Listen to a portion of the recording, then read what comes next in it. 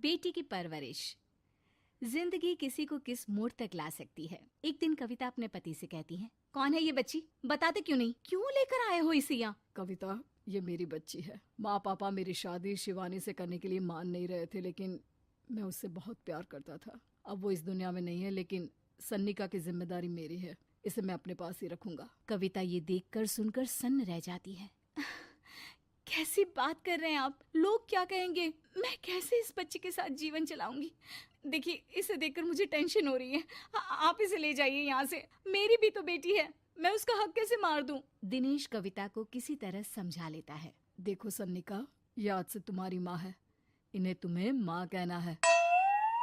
कविता को तो सन्निका को देखना भी गवारा नहीं है, फिर वो उसकी माँ कैसे बन पाती? और शायद दिनेश भी ये हकीकत जानता था। कुछ साल बाद देखिए, अब राधिका बड़ी हो गई है, उसके लिए किसी अच्छे घर का रिश्ता देखिए ना।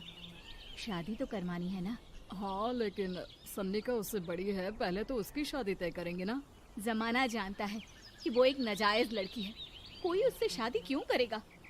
वैसे भी आता है क्या उसे, जो कोई उसे अपने घर की बहू बनाएगा? तभी वहाँ सन्निका आ जाती है। पापा, मुझे स्कॉलरशिप मिल गई है, आगे का सारा खर्चा यूनिवर्सिटी वाले उठाएंगे।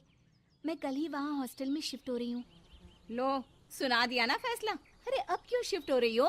पहले ही हो जाती शिफ्ट। दुनिया में यूं कॉलिक तो ना होती हमारी। क्या यार कविता, एक तो खुशी की बात है कि लड़की को कुछ आगे बढ़ने पढ़ने का मौका मिल रहा है, लेकिन नहीं, तुमको तो केवल ताना मारना ही आता है। जाकर देखो शिवानी क्या कर रही है। अरे हाँ, मैं शिवानी को दूध देना भूल गई, वो कैसे उठेगी? कविता को ये सुनकर गुस्सा आ जाता है। हाँ हाँ, अपनी किताबों से फुर्सत मिले तब ना। मेरी बेटी ना कुछ खाए ना कुछ पिए, यही तो चाहती हो तुम।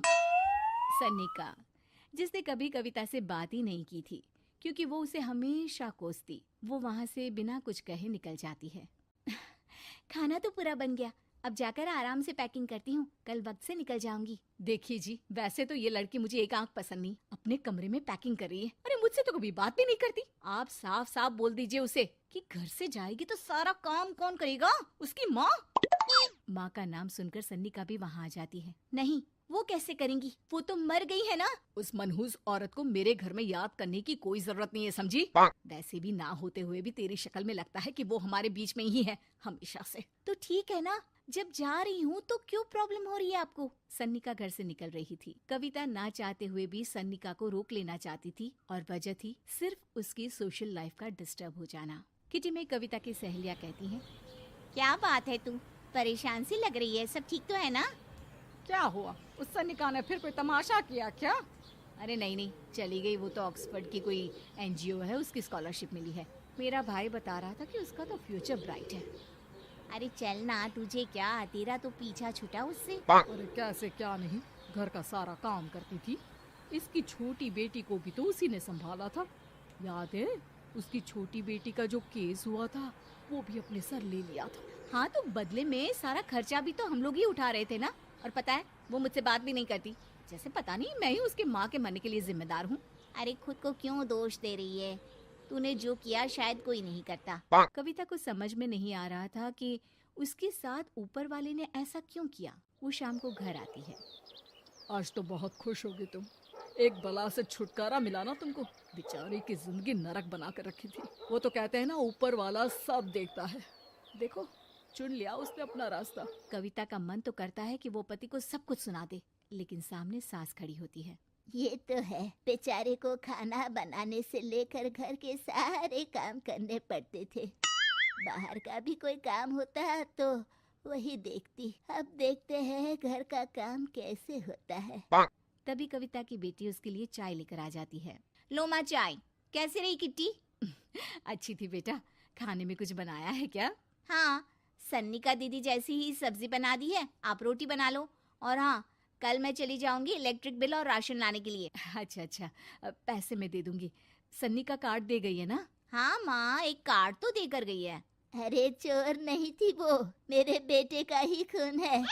पता नहीं कितना घमंड भरा है इसमें। अरे छोड़ो ना माँ, जिसको जो बनना था वो बन ही जाएगा। अच्छा माँ, कल चलना है उसके कॉलेज में, सभी पेरेंट्स को बुलाया गया है। अब कविता तो जाने से रही, तो हम ही साथ चलते हैं। हाँ बेटा, उस बिन माँ की बेटी का है ही कौन।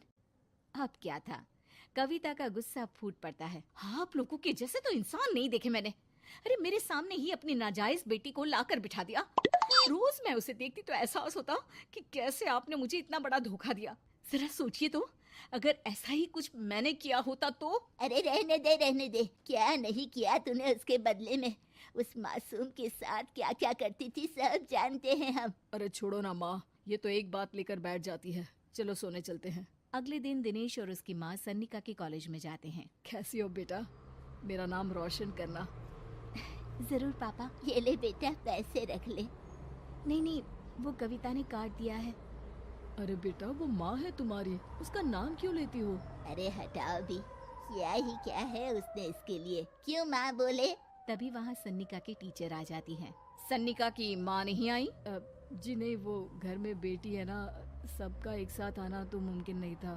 तो उन्हें भेज देते, हम सभी उनसे मिलना चाहते हैं। मानना पड़ेगा, बहुत अच्छी तरह से पाला है उन्होंने अपनी बेटी को।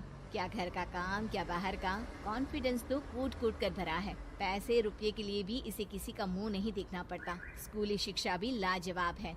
पिता और दादी को एहसास होता है कि जिस कविता के पालन पोषण पर उन्हें हमेशा से शक रहा, वो सन्निका के भविष्य के लिए किसी वरदान जैसा साबित हुआ।